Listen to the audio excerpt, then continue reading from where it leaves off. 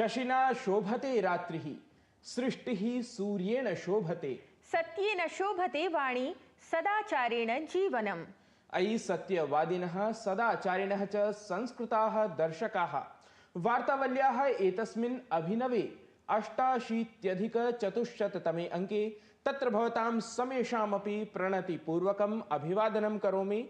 अत्र उपस्थितः अहं गवीशद्विवेदी। प्रवाचनदायित्वं निभालयन्ती एषा अहं लता वसिष्ठः अपि पौनः पुण्येन नमस्कुर्वती स्वागतं करोमि अखिल वार्तावली दर्शकाः वार्तावली कार्यक्रमः नूनं संस्कृतजगतः तादृशः विशिष्टः कार्यक्रमः अस्ति यत्र भारतीयज्ञानपरम्परायाः संरक्षणं वैभवख्यापनं च सततं क्रियमाणमस्ति। भारतीयज्ञानपरम्परायां च रिक्तभूतानि भवन्ति सुभाषितानि अपि। छन्दोबद्धानि एतानि सुभाषितानि जीवनस्य विविधपक्षीयं ज्ञानम् अस्मभ्यं प्रयच्छन्ति। सत्यमेव। तावत् वार्तावली प्रस्तुतिक्रमे सर्वप्रथमं प्रदर्शयामः एतदङ्कीयं सुभाषितम्, अथ जानीमः तद्भावं हिन्द्याङ्ग्लभाषाभ्याम्।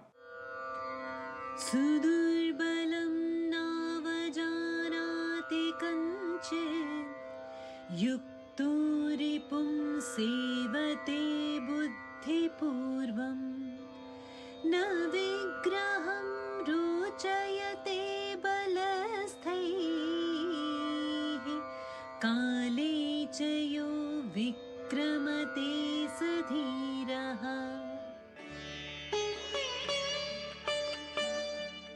जो किसी कमजोर का अपमान नहीं करता, हमेशा सावधान रहकर बुद्धि विवेक द्वारा शत्रुओं से निपटता है, बलवानों के साथ जबरन नहीं भिड़ता तथा उचित समय पर शौर्य दिखाता है, वही सच्चा वीर है।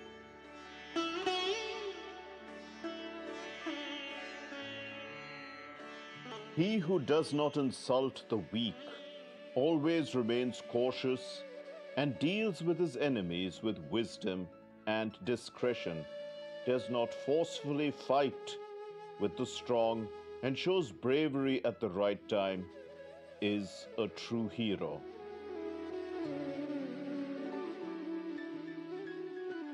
वीरलक्षण प्रबोधकं शोभनं सुभाषितम् एतत्।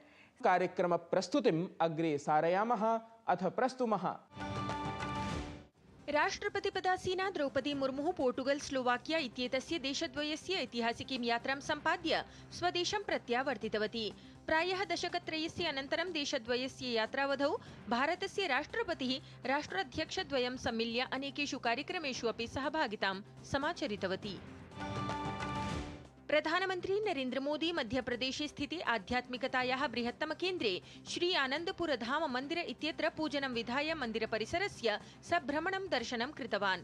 अत्रान्तरे विशाल जनसमूहं सम्बोधयन् प्रधानमन्त्री मोदी प्रतिपादितवान् यत् भारतं ऋषिमनीषिणां सत्पुरुषाणां च भूमिः अस्ति। प्रधानमंत्री नरेंद्र मोदी स्वीये संसदीय क्षेत्रे वाराणसी नगरे अनेकासां विकास परियोजनानां लोकार्पणं शिलान्यासं च कृतवान्। अत्रान्तरे प्रधानमंत्री उक्तवान् यत् सबका साथ सबका विकास इत्याख्यं मन्त्रं सन्धार्य अग्रे वर्धते केन्द्रप्रशासनम्।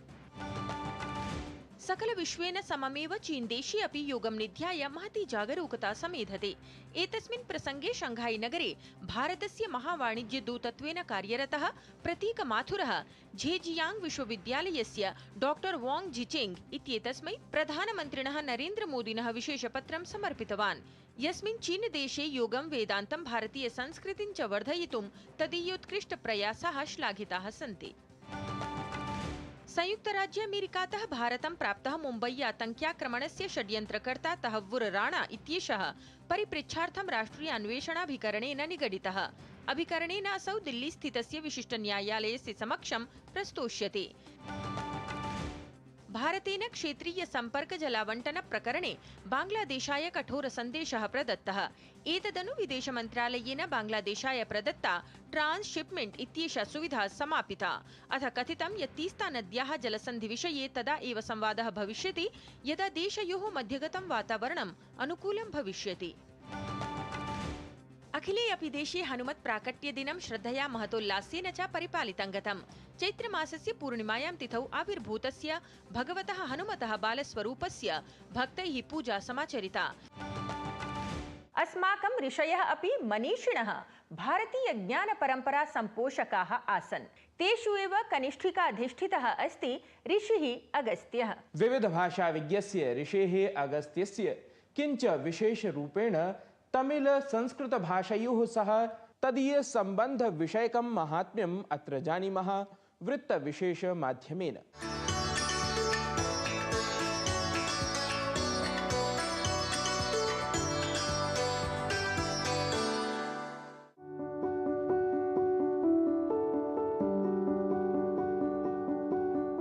भारतीय ज्ञान परंपरायाः समृद्ध्या अद्वितीयतया च कः स्यात् परोक्षापरोक्षतः अपि साम्प्रतम् असम्पृक्तः। उत्कृष्टां भारतीय ज्ञान परंपरां तदीय वैभव पुरस्सरं प्रतियुगं प्रतिक्षेत्रं च उन्नीतवन्तः वस्तुतः अनेके विशिष्टाः जनाः।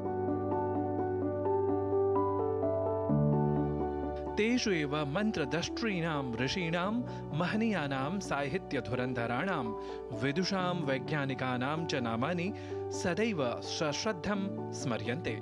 वस्तुतः भारतीय ज्ञान परम्परोन्नायकेषु एतादृशेषु एव विविधक्षेत्रनिष्णातेषु अतीव विशिष्टः प्रोच्यते ऋषिः अगस्त्यः।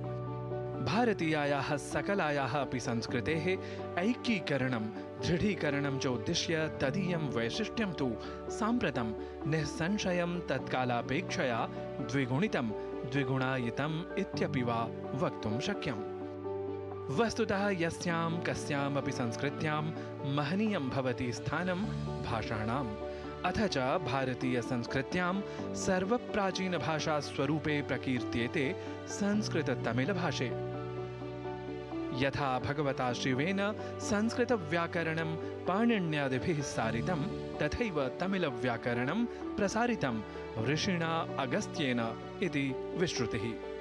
ऋषेः अगस्त्यस्य व्यक्तित्वं कर्तृत्वं तु संस्कृत तमिल भाषा विषयम् आश्रित्य विशेषतः स्पष्टीभवति इति तु ध्रुवम्। अगस्त्य ने प्रथम तमिल व्याकरण लिखा, लेकिन इसके साथ साथ उन्होंने एक विशिष्ट वैज्ञानिक पद्धतियों को लिया। कहा जाता है कि अगस्त्य संहिता में बिजली निर्माण के भी हमें अंश प्राप्त होते हैं। जो मॉडर्न मार्शल आर्ट है, इसकी जो प्राचीनतम विधा जो हमें केरल में प्राप्त होती है, उस विधा के भी जनक अगस्त्य मुनि कहे जाते हैं। तो अगस्त्य मुनि के विविध आयाम हैं। वह वैज्ञानिक हैं, वह योद्धा हैं, वह सर्जक हैं और साथ साथ वह वैदिक ऋषि भी हैं। तेन तु विज्ञानगतां विद्युदुत्पादनादिरीतिं समेत्य स्वसिद्धस्वरूपं हि प्रख्याप्य औषधादिस्वास्थ्यक्षेत्रे अपि भारतीय ज्ञानवैभवं सर्वसमक्षं समुपन्यस्तम्। वस्तुतः ऋषिः अगस्त्यः सिद्धेषु जनेषु एकतमः विलक्षणः च प्रोच्यते, येन सिद्धपरम्परा इतोपि समुज्जीविता। समग्रतः भाषादिकं समेत्य सर्वप्रथमं स्वाप्रतिमव्यक्तित्वयुतेन कृत्यजातेन वास्तविक्याः भारतीयज्ञानपरम्परायाः स्वरूपं प्रदर्शितवान् एष एव ऋषिः अगस्त्यः। यदि या कीर्तिः न उत्तरदक्षिणादिदिग्वर्ति भारते एव प्रसृता, प्रत्युत सुदूरदेशान् यावदपि असौ समानरीत्या एव प्रसिद्धिं श्रद्धातिशयविषयतां च अभजत। किमधिकं तदीयम् अतुल्यं योगदानं तु भाषाविवादं विहाय संस्कृतेः ज्ञानप्रवाहसंयोजनदृशा एकैकेन अपि संस्कृत-तमिल-गौरवगायकेन भारतीयज्ञानपरम्परायाः प्रत्येकपरिपोषकेण च सर्वदैव स्मरिष्यते। संस्कृत-तमिल-भाषयोः अन्तः सम्बन्धं प्रख्यापयितुं महर्षेः अगस्त्यस्य योगदानं नूनम् अविस्मरणीयम्। अत एव सर्वत्र महर्षेः अगस्त्यस्य आदरभावः दरीदृश्यते। अहं तावत् दृश्याङ्कनकारेण ललितेन सह नारायणदत्तमिश्रः, DD न्यूज़, वाराणसीतः। जयतात् भारतीया ऋषि परंपरा। तमिल-संस्कृत-भाषयोः सम्बन्धम् अभिज्ञाय अधुना वार्तावल्याः त्रिज्याख्ये अग्रिमे प्रभागे प्रविशामः। अत्रापि तमिल-संस्कृत-विषये इतोपि ज्ञातुं भवेत् संवादः। एतदर्थं विशिष्टः अस्ति अस्माकम् अद्यतनः संवादातिथिः। असौ अस्ति तमिल-संस्कृत-भाषयोः वेत्ता अथ सम्पूर्णानन्द संस्कृतविश्वविद्यालयीयः सहायकाचार्यः डॉक्टर के बिल्वेशवर्यः। आयान्तु अस्माकं सहयोगिना डॉक्टर नारायण दत्तमिश्रेण साधितं संवादम् एतम् अवलोकयामः।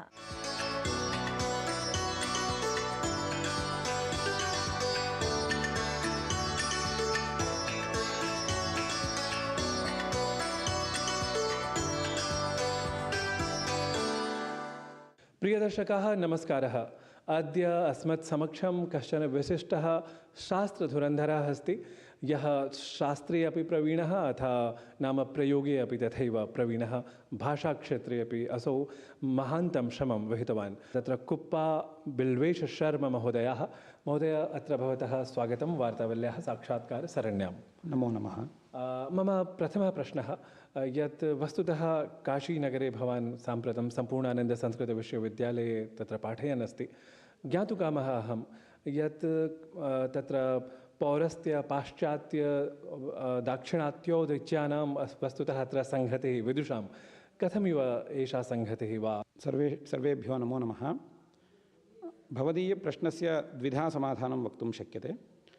संहतिः इति नानाराष्ट्रेभ्यः आगतानां पण्डितानां समूहस्तु अत्र दरीदृश्यते। तैरेव अधिका विद्याव्याप्तिः सम्पादिता। उदाहरणार्थम् अस्माकं गुरुचरणाः एव मणिद्राविडशास्त्रिणः इति। तेषां ये गुरवः ते अत्र व्याकरणम् अधीतवन्तः। ते होसमने शास्त्रिणः इति। ते गोकर्णक्षेत्रादागताः, कर्णाटकक्षेत्रादागताः। तैः वेदान्तशास्त्रम् अत्रैव अधीतं।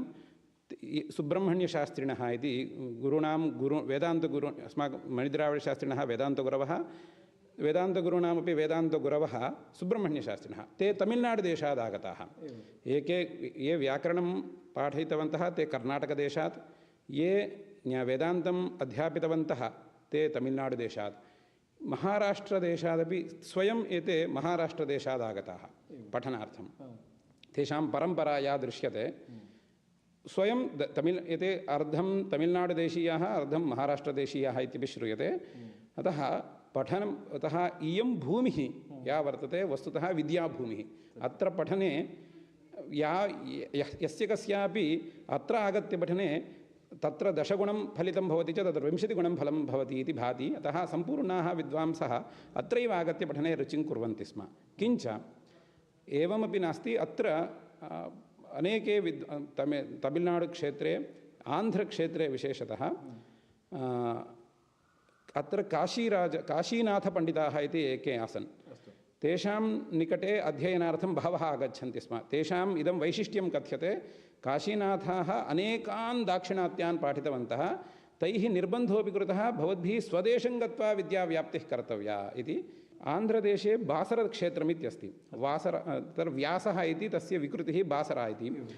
तस्य व्यासः इति नाम कथम् आगतम् इत्युक्तौ ते चरित्रमेवं वदन्ति।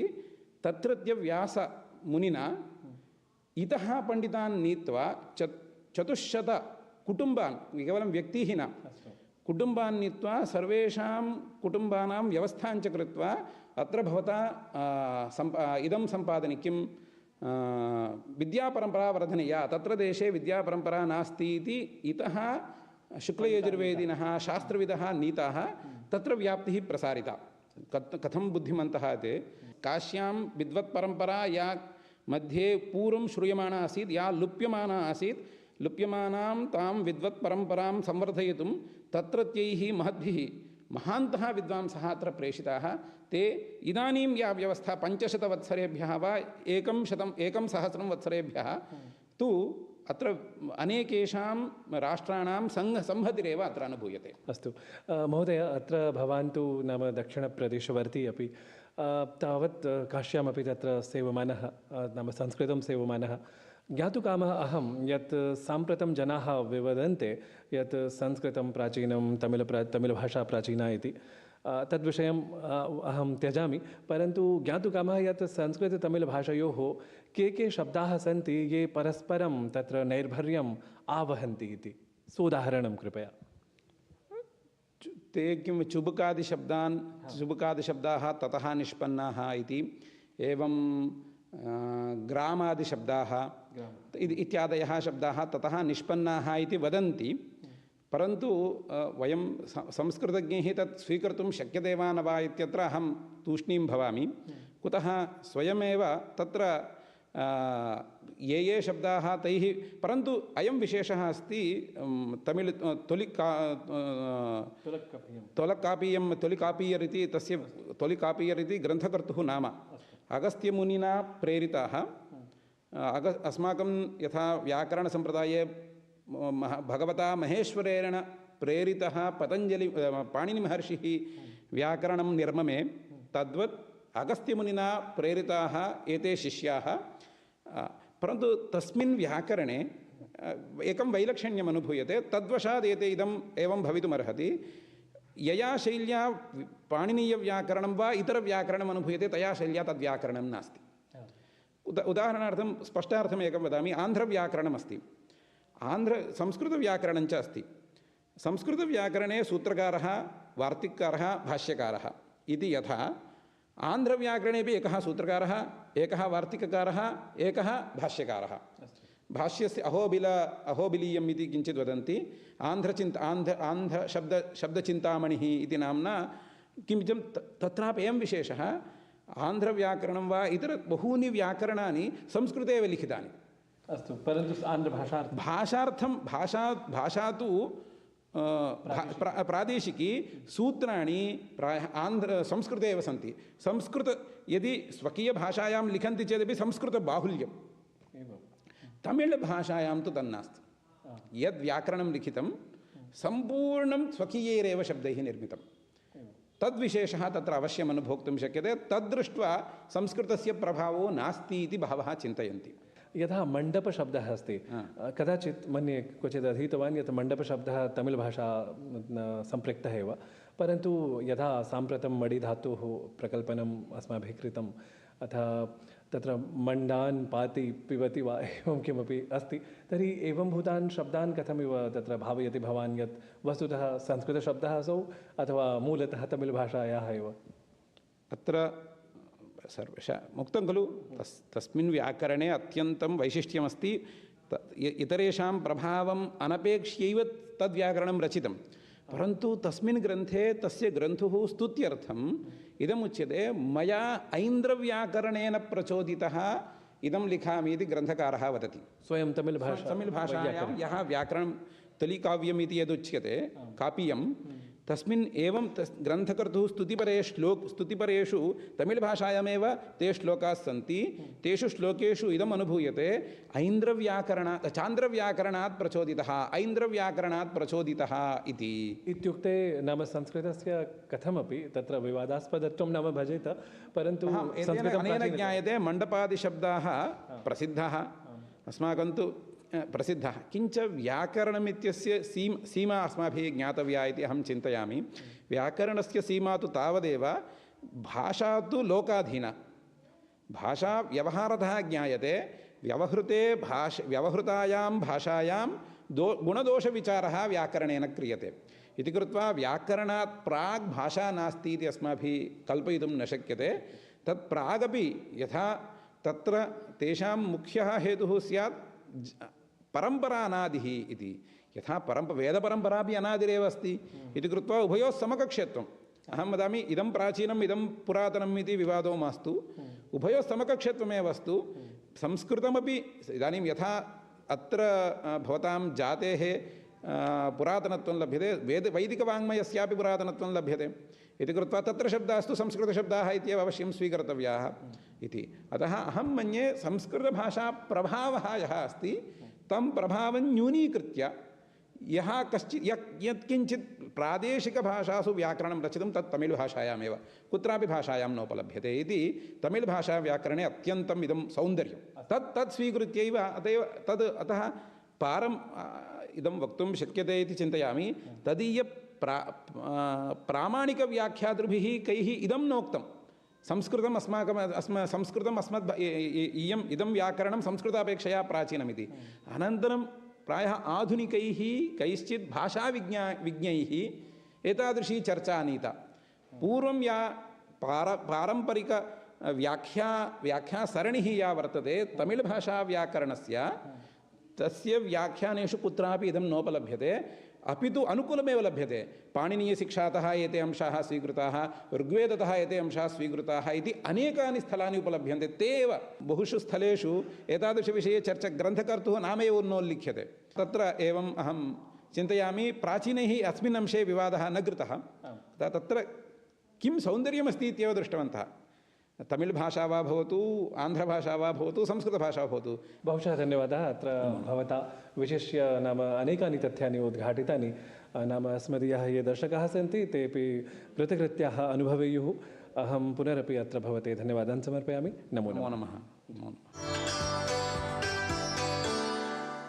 ज्ञानप्रदः सामयिकः संवादविशेषः एषः। तमिळ-संस्कृतभाषयोः सम्बन्धं ज्ञात्वा नूनं ज्ञानान्विताः स्युः भवन्तः दर्शकाः। ज्ञानावगाहिनः दर्शकाः, अधुना ज्ञानेन समं संस्कृतगीतेः अस्ति श्रवणस्य समयः। तदर्थं कार्यक्रमप्रस्तुतिम् अग्रे सारयामः। अथ प्रस्तुमः सुमधुरं कर्णप्रियं मनःप्रियं सङ्गीतनिर्झरीक्रमम्। शिव शिव शक्तिनाथं संहारं शं स्वरूपं नव नव नित्य नृत्यं ताण्डवं तन्नादं घन घन घूर्णि मेघं घं घोरं घन्निनादं भज भज भस्मलेपं भजामि भूतनाथं कळकळकाळरूपमङ्कल्लोलं कङ्कराळं डम डम डमनादं डम्बुरडङ्कनादं सम सम शक्तग्रीवं सर्वभूतं सुरेशं भज भज भस्मलेपं भजामि भूतनाथं रम रम राम भक्तं रमेशं राम रारावं मम मम मुक्तहस्तं महेशं मम मधुरं वम वम ब्रह्मरूपं वामेशं वं विनाशं भज भज भस्मलेपं भजामि भूतनाथं हर हर हरिप्रियं त्रितापं हम संहारं खम खम क्षमाशीलं सपापं खं क्षमणं दग दग ध्यानमूर्तिं सगुणं धन्धारणं भज भज भस्मलेपं भजामि भूतनाथम्। शिवशक्तिख्यापकं स्तोत्रांशं श्रुत्वा भक्तिशक्त्यादिभावैः परिपूर्णाः स्मः। सङ्गीतनिर्झर्याम् इतोपि श्रोतुम् उत्साहान्वितं जातं मनः। सत्यं, परं कालः ननु बाधते अस्मान्, यतः आसन्ना अङ्कसमाप्तिवेला। तस्मात् प्रदर्श्यमानेषु सङ्केतेषु प्रतिक्रियालेखनार्थं प्रार्थयन्तः अत्रैव विरामानुमतिं काङ्क्षामहे। अभिनवे अङ्के नूतनविषयान् आदाय तत्र भवतां सुहृदां समक्षं समुपस्थास्यामः। तावत् स्वस्थाः सन्तिष्ठन्ताम्। सानन्दं च संस्कृतं सेवन्ताम्। नमो नमः। शिव शिव शक्तिनाथं संहारं शं स्वरूपं नव नव नित्य नृत्यं ताण्डवं तन्नादं घन घन घूर्णि मेघं घं घोरं घन्निनादं भज भज भस्मलेपं भजामि भूतनाथं भज भज भस्मलेपं भजामि भूतनाथं भज भज भस्मलेपं